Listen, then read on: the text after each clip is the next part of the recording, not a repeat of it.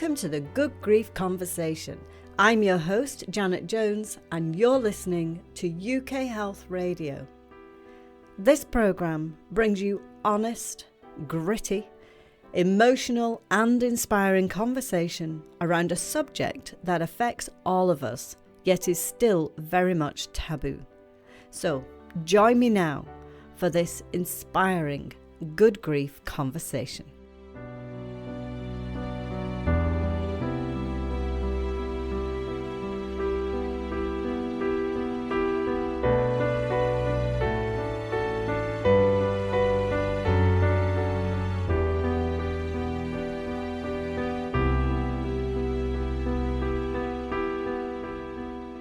Today's conversation has sensitive content in it, as my guest, Laura Stack, very tragically lost her 19-year-old son to suicide. And this was brought on because of his addiction to high-potency marijuana. Now, if you don't know what that is and you have teenage children, then this conversation is really worth listening to. If you would like to support the Good Grief Conversation, then I always ask my guests if they would leave a little gift for you. And those gifts get put into what we call the podcast extras. Now, they are free, but to help me to keep this conversation going, I've created it so that you could put a little donation in there, either for the price of a paperback or the price of a hardback. And that would really help me to keep these very important conversations going. So just go to www.thegoodgriefconversation.com if you would like to help. Now, today's conversation, well, it wasn't an easy one. And I know that sharing these stories, well, it can be hard to take. But in sharing our stories, it connects us and it eases our own pains as we travel through life's challenges. And it also, hearing other people's stories, can shine a light on our path to greater joy and happiness. I also believe that hearing other people's stories, when it connects us, it makes us more compassionate, helps us to be more understanding.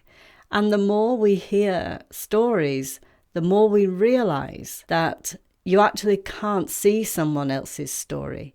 So you never know what somebody is actually going through. So the more we know, the more compassionate we can be. Now, today's guest, Laura Stack, she is an incredible woman, the kind of woman that you would want to emulate, if you're a career kind of person. She lives this amazing life. She lives over in Colorado in America, and she's a best-selling author of multiple books. She's a public speaker. She calls herself a serial entrepreneur. She runs several successful businesses until one day, the knock at the door came that changed Laura's life forever. So sit tight, listen, because here is Laura Stack. Laura, thank you for joining me on the Good Grief Conversation. You're an amazing woman, and I wish that we were meeting under different circumstances. And we amazingly have many people in connection. So our paths were going to cross one day, but it is really sad that it has crossed on this day. We'll come to that one in a moment. First of all, I would like to talk about who Laura Stack is. You are the productivity pro, and you are an author of many books, best-selling author, in fact. And you are a keynote speaker, businesswoman. I mean, basically, it sounds like you've got life sorted until one day there's that horrible call. So let's go there. Let's talk about that horrible call. Sure. Yeah, no, I've been in business nearly 28 years and flown 2 million miles and given thousands of speeches, and my life was humming along. And they get the knock on the door one night, and it actually started with a phone call because I didn't hear the door, and my cell phone rang. It was just after 1 a.m. in the morning, and the caller ID said Douglas County Sheriff's Office. And I thought, oh boy. I answered it. I said, hello, this is Laura. And he said, ma'am, this is the Douglas County Sheriff's Office, and I'm at your front door. Will you let me in, please? And I said, with a slight annoyance in my voice, do you have Johnny with you? And he said, no, ma'am, I do not. And I kind of felt a cold rush through my veins, and I hung up and shook my husband and said, it's Johnny. The cops are at the door. And we threw on our robes and went down, let them in, and there was a woman standing with the police officer dressed in black, carrying a bag. And I instinctively knew that we needed to sit down. And she said, I'm sorry to inform you that your son is deceased. And it just hits you like you can't believe you're even hearing that. And I thought, and I said to her, it's kind of a crazy question coming out of my mouth. The first thing I said is, what do you mean deceased? Which is kind of a dumb question, because of course I know what she meant, but I wanted to understand what she said. Ma'am, Johnny is dead. He jumped off a 6-story building. So that was the beginning of the journey. And I, started screaming and crying and threw myself into my husband's arms. And they had to ask us a lot of questions at that point, because we needed to make decisions about organ donation and cremation. There were just suddenly a lot of things they needed to know. The investigation, was he mentally ill? Yeah, many, many, many things that sort of take you away, like down this river that you never intended to go down. It's a crazy, crazy time. Obviously there's the shock period, and then, we deal with all that list that we were just talking about. You deal with all of that. And then eventually, reality then has hit. And I just wondered, as the productivity pro, kind of how that helped you, or if it did, or if it didn't help you with piecing things back together again. Well, I think more than most, I managed my time well, and there were so many things at that point that needed to be done, but I was strangely paralyzed. I've not experienced grief before. I've never really lost anyone. My parents are alive and didn't lose any friends. Lost grandparents, but they were very old. And this was, the first real death that I had experienced, that was immediate family. And so the feelings of grief were new to me. And I thought I could just kind of press through them, but very quickly learned the value of delegating and getting help. We are blessed to know many, many people, and they all moved into action, and meals arrived, and flowers were ordered, and video collages were done, and our friends and loved ones just rallied around us to get everything done. And I still had to function kind of as the project manager, so to speak, coordinating with the church and the pastor and who was going to speak at the memorial service. And so those first few weeks were just a blur. I was unable to really sleep and function for the first week. So I had to go to the doctor to get some medication to help me with that. And I would finally sleep, but wake up, and instantly start crying again. So it was a pretty rough time.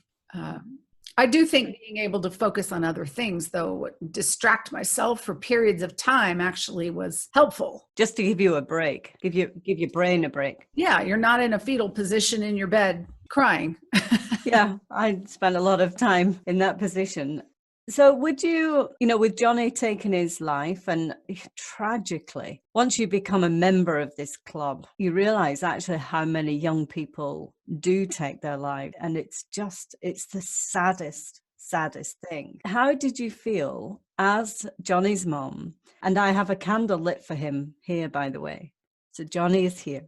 How did you feel as his mom, with the guilt and maybe the what ifs and if only, and how did that play out for you? Did it or didn't it? Well, I mean, he's only been gone for 6 months, so we still do that. We have probably run through 200 scenarios of why didn't we do this, or when this happened, we should have done this. And I think that is, at first I felt horrible guilt around just not protecting him, as his mom. But, it's shifted somewhat with a lot of help, therapy, support groups, talking with a lot of people who have traveled this journey. But, I think we all have things that we would have done differently in our lives, even with my 2 living children. I look back and think, oh, that didn't go as well as I wanted, or I wish I would have made a different decision. But, I made the best decisions I could at the time. Ours was complicated by drug abuse and mental illness and a lot of just toxicity. The previous 5 years had been very difficult with Johnny. And so there was a sense of, I did everything I could. I feel like I did. And Laura, I'm sure you did, because we always do what we feel is right at that moment in time. And that moment in time is the only moment that we've got. And we're all really good at beating ourselves up. Well, sure. I mean, hindsight, anybody can say, oh, well, clearly that was a bad move, right? And we've done that. I've reframed it, though. I don't feel guilty. I have regrets. I have regrets of things that maybe would have worked. But you know what? Maybe they wouldn't have. And there's no real way. I actually think that he lived longer than he would have. He had a couple previous times and a previous suicide attempt, actually. But, many hospital stays and programs and brain treatments. We tried so many medicines and doctors and therapies. And I think he probably would have passed sooner than he did. He made it almost to 20 years old without the love and attention and the efforts. So I'm sure you did the best. You gave everything that you could in that moment in time, didn't you? That, what else can you do? And I wasn't, none of us are perfect parents. And there are times that I wish I would have communicated differently or done something differently, but I'm human. And in that moment I didn't. And so it is, I think it would have probably had the same outcome. Because he was very sick and refused to take the medications that he needed. And so I don't feel responsible for his death. I didn't put drugs down his throat. I didn't make his choices. And ultimately, we can't control other human beings. And he made some poor decisions. And he paid for it with his life. And that's, why should I pile more guilt on myself for that? And he wouldn't want you to do that either. And that's what we have to always remember, isn't it? That they wouldn't want that for us. No, he made sure to reconcile, the first few days before he died. So I know he wouldn't have wanted that. It takes enormous strength then to keep going and to grow through life, which is, well, I believe is what we're here to do, is growing from our experiences. And this is a tough one to grow from. I remember a while back, you were about to be interviewed on someone else's broadcast. And you asked me if I had any questions. And I sent a question to you. I was saying that I'm just going to read it from the Facebook message. I said, I've had a challenging day today, that I woke with sadness and it's prevailed. I just couldn't shake it off that day. Though I've achieved 1 or 2 things, but focus is out of the window. And I asked you, what do you do on days like these? Well, I always say to forge ahead despite your grief and give meaning to your loss. I have been using that mantra, and when my kids were young and had problems with school or friends or whatever their situations were, I would just tell them, you know what, just stick your chest out, smile, and put your head down and move forward. And I would just tell them, just bull ahead and just act as if, that you're going to be okay. And you have to use confidence in your own mind. And that's largely what I do. I just say, you know what, I am going to move ahead, and I don't ignore my pain. I have plenty of times where I just break down and cry or allow myself to watch some videos if I'm feeling sad. And then I go, all right, well, that's enough of that. And I try to give myself the same advice I always gave the kids. Put your head down, go, just push forward. And I think it does help to throw yourself into your work. I think having something meaningful. Or gardening, or I guess it's something that is going to occupy your mind. Yeah, because I could be sad all day. It doesn't serve me to be sad all day. I think it's important to grieve, and I'll be grieving probably for years, I imagine. At least that's what everybody tells me. But having work that you find meaningful and you believe in, having hobbies, having loved ones, something to distract you, exercise is always good. That's what I do. That's what I do on days where I'm feeling particularly sad. I just put my head down and force myself to charge forward and distract myself a little bit. I've come across some great techniques actually to use in that sad state that I've been using, not religiously, but just when I sense the sadness is taking me down a road that I don't particularly want to go down. And that is EFT. Have you come across EFT? The tapping, and you tap on what's called your meridian points, and then talk kindly to yourself, basically saying, I can see your sadness, but I love you anyway. And so it's acknowledging the sadness, and it is really quite amazing. You feel the sadness kind of, rather than be overwhelming, it sort of just comes into its own space, and then you bring it in your heart, and it can just disperse then. And I found that really powerful. Yeah. And if, that's what everyone has to do, is find something that works for them. My daughter loves yoga. Some people like to wrap themselves in a prayer shawl and pray, reading a good book that you can get into. Anything that you find is. My daughter's actually started making clothes and bags under her brother's name. She calls them the House of Murray. And so it's taking those things, and I hate the word positive, can't think of a better one, but a more broadening experience rather than remaining crushed by what's taken place, because we can't change what has taken place.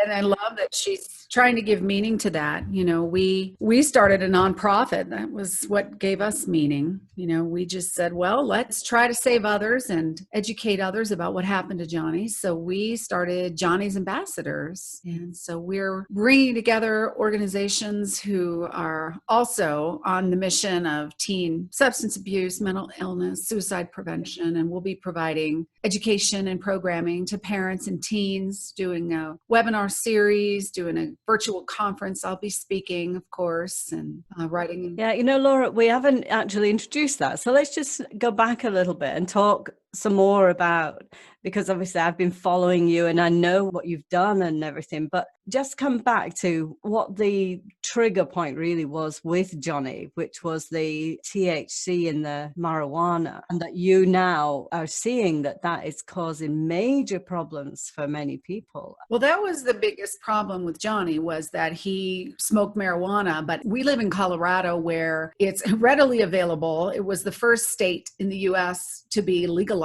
in 2014 when he was 14 and started experimenting with marijuana. It's much, much stronger than it was when, 70s and 80s, when most people were smoking grass. The THC content is typically about 2 to 5%. And now they run the marijuana plant through butane and extract the raw THC and then put it in a chemical form, sometimes called wax or shatter or butter. It's no longer a plant. It's not natural. It's a chemical. And they inhale those vapors through a heating element, a rig, or a dab pen, and they're extremely potent, about 90% or higher pure THC combined with the butane. So there are poisons also going into the brain when it's inhaled. But just to give you a sense, if you eat an edible that has marijuana in it, let's say a brownie, let's say a standard serving of a marijuana edible is 10 milligrams. One hit on a THC wax pen is 600 to 800 milligrams of THC. And so it's like crack weed.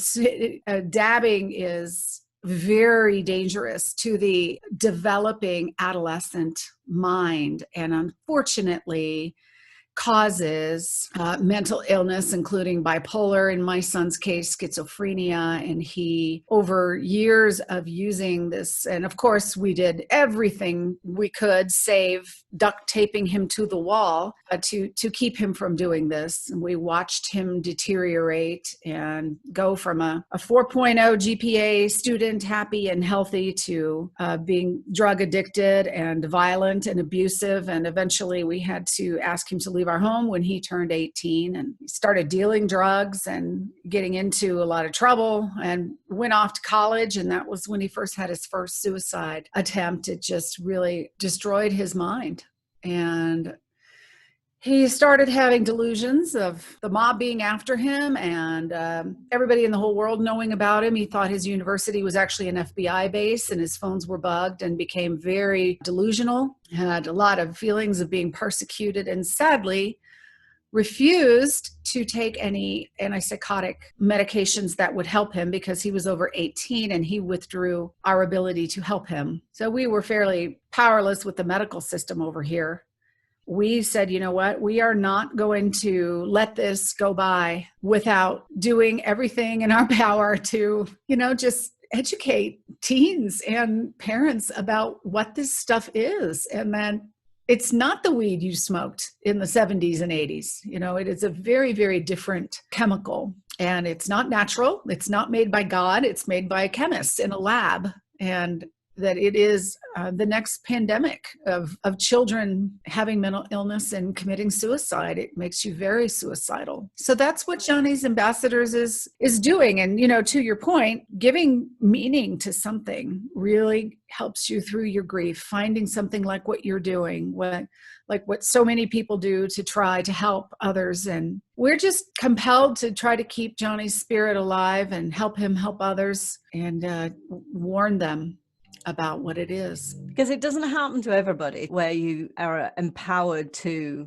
make changes or, keep your loved ones alive and to actually do things. Do you have like a spiritual practice, driving like a higher power? Do you believe in anything like that to keep you going? Or? Well, we have a very strong Christian faith, and Johnny was baptized and chose to be baptized again when he was 12 and accepted Christ. And we believe that once you have Christ in your heart, he never departs from you. And so, we are certain that Johnny is healed and, that he's in heaven and he's in the Lord's presence. And we believe we'll see him again. And, so that helps quite a bit. I don't know how people can go through this kind of experience really without having belief that you'll see. I mean, it would be so tremendously sad. I mean, so much more horrible than it is without the belief that you'll be reunited, someday. So that really helps. I believe Psalm 34:18 that says the Lord is close to the brokenhearted and saves those who are crushed in spirit. So I pray a lot, and the Lord has really, I believe, made this so incredibly easy. All the people have been in my path. He has just opened the doors, and this has not been difficult at all to do. I've also run 2 for-profit businesses that I still own, so I do understand business, and so that's come naturally for me. But if that's not something that you're about, then get involved in somebody else's campaign, whether it's Johnny Ambassadors or anybody that has something that resonates with you, anything that you can throw your heart and soul into to give meaning and passion and purpose into your life. I believe that that's the only way I know I'm going to move through this.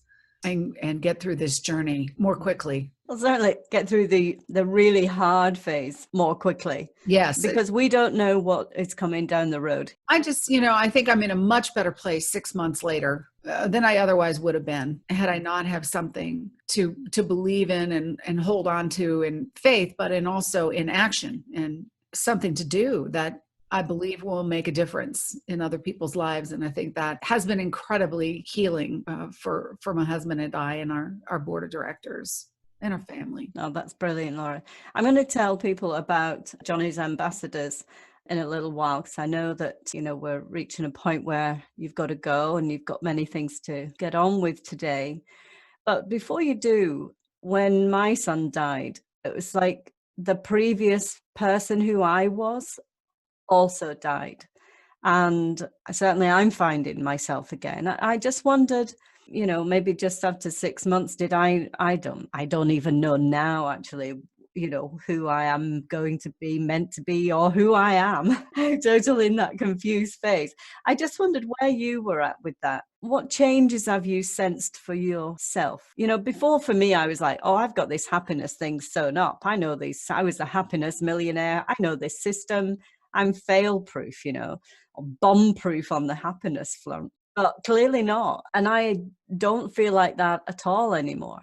So I just wondered, what changes have you identified of yourself? Well, it's interesting, had already been kind of going through a period of nearly, almost 30 years in business, just wondering what the next thing was.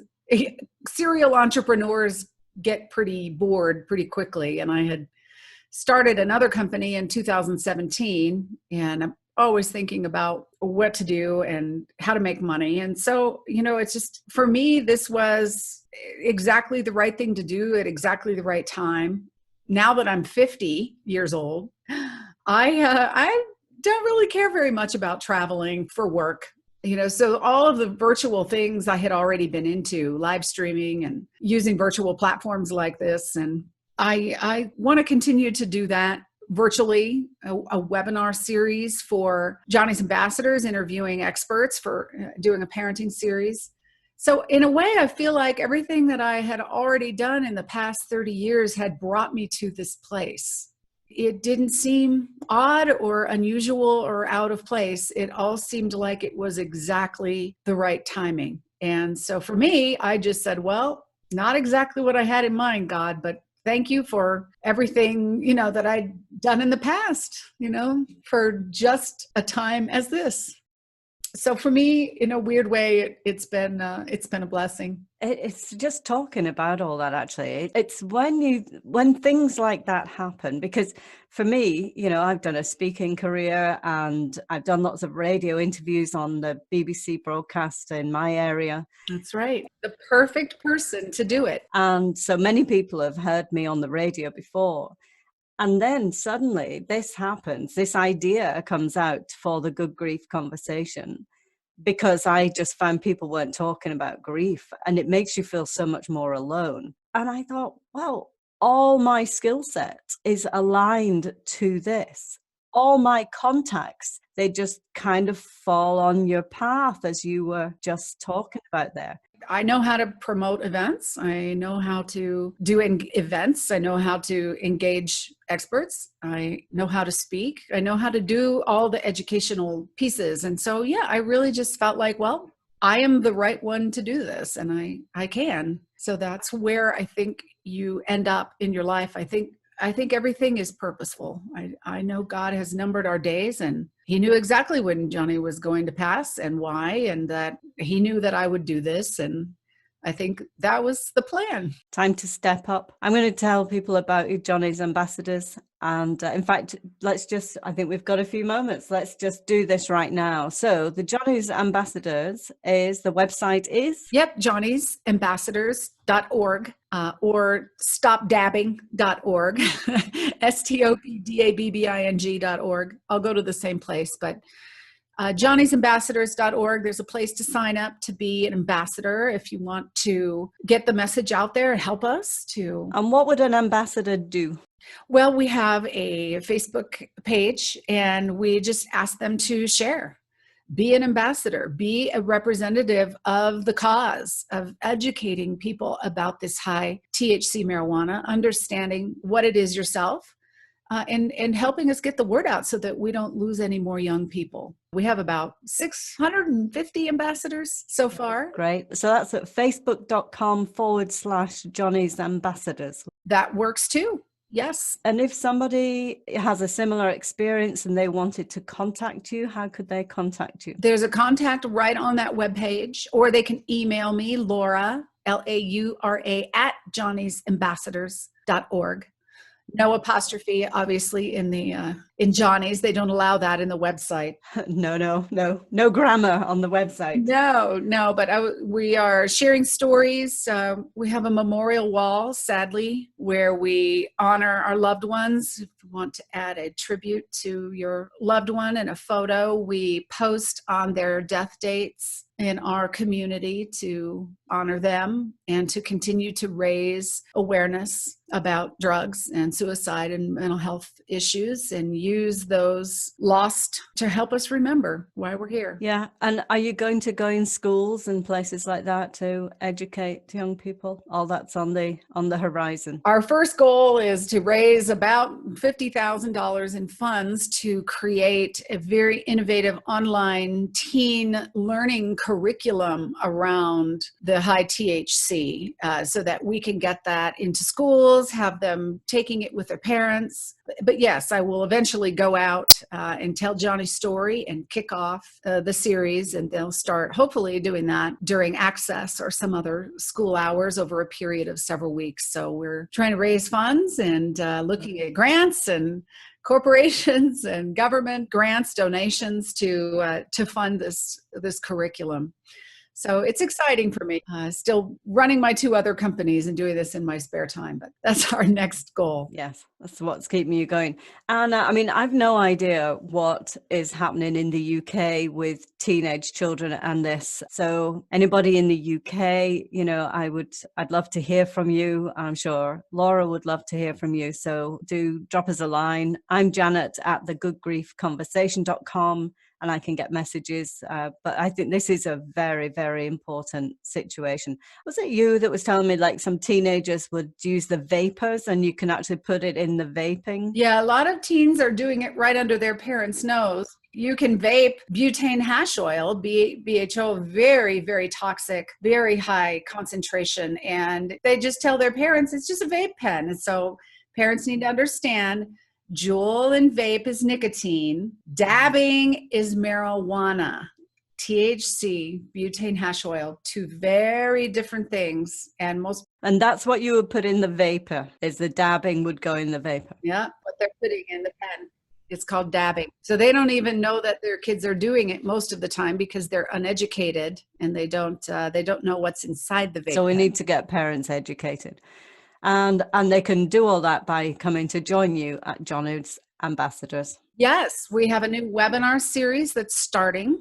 If you go to the website, johnnysambassadors.org, there's an education menu, and under it is the new expert webinar series for parents. So that starts on June 19th. And so we actually have a chemist coming on. We have an expert in what drugs teens are doing these days. And so those are free, supported by our nonprofit. And so they can register there. And of course, feel free to give a love offering if they're so inclined, but there's no charge for those webinars. Well, I'm one of your ambassadors and I shall be sharing and telling people all about that. My son Murray, he did used to vape. And as a parent, I don't actually know what was in it. He would tell me, it's spearmint or whatever. But I wouldn't know, wouldn't have a clue. You wouldn't know. No, and it doesn't have a smell. So it's very difficult to detect. So we look forward to those webinars and getting educated. This is a very, very serious subject and it needs to be spoken about. Thank you, Janet. I appreciate you being an ambassador. I hate to think of other parents going through what we've gone through. My last question I was going to ask you is, so who now is Laura Stack? I'm actually going to answer that because I think Laura Stack's pretty amazing. Thank you. Well, always be Johnny's mom. And it's still about doing what we can for our boys. And you certainly are. Laura, it's been an absolute delight. I've loved our conversation, and I just hope that this reaches people and certainly helps a lot. Well, with your help, I hope it reaches someone and maybe saves one person. That would be a potentially positive outcome to a really bad situation, but that would... So we're going to leave this on a high note.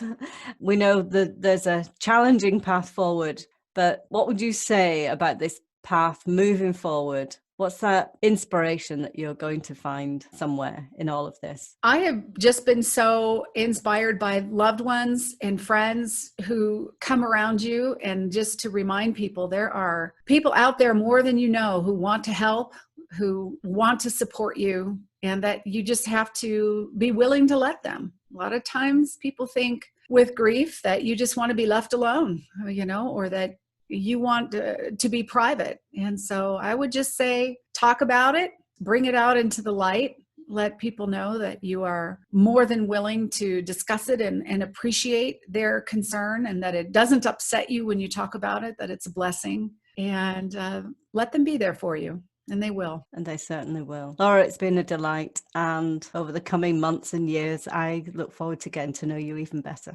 Same here. Thanks, Janet. You take care now. All righty. Well, isn't she great? What a powerful conversation. I really hope that everything that Laura is doing can be helpful to other people, and just get the knowledge out there. The more we know, the more we understand, the more we can make changes. So if you were touched by that and you would like to support Laura's work, then you can join her over on Facebook at Johnny's Ambassadors. So if you do facebook.com/Johnny's Ambassadors, you'll be able to connect with Laura and find out more about the work that she's doing. And, if you think this is just in America, well, the things that come out of America, they tend to go all around the world. I don't have teenage children at the moment, so I'm not familiar with what is going on in the UK. But please, if you have teenage children, then go and find out what is happening right here, or whatever country you live in. Go and find out what is happening. So that is Laura Stack with her Johnny's Ambassadors. Just Google that and you'll find it. Also, don't forget, if you would like to be a supporter of the Good Grief Conversation, then just go to www.thegoodgriefconversation.com, where you could help us with a little bit of support with the podcast extras. But again, they are free, because the most important thing is that they get to help people. But we do need a little bit of support too. So if you can spare the price of a paperback or a hardback, then that would be greatly received. And we will keep up the good work here at the Good Grief Conversation. You will also receive all the gifts and the support from my guests as well. So it's not just a donation, but it is also where you will benefit too. And I appreciate that. It would also be great to get to know you too, so you can email me anytime at janet@thegoodgriefconversation.com. We have more conversations coming up for you. I hope that you will stay with us and follow this conversation, see where it goes, and let me know, how this is helping you. Don't forget, share with friends, tell the world. It's time that we got talking about some serious subjects here, because that's the way that we'll find greater happiness and a deeper level of inner peace. I am Janet Jones. I'm your host of the Good Grief Conversation here on UK Health Radio. Don't forget, you can even just ask Alexa to play UK Health Radio. It's that simple. Or you can get the app on your phone, or just go to the website, or you can go to my website and click the Listen Now button. So many ways to tune in. I look forward to speaking to you in our next conversation. In the meantime, you take care now, and I will speak to you soon.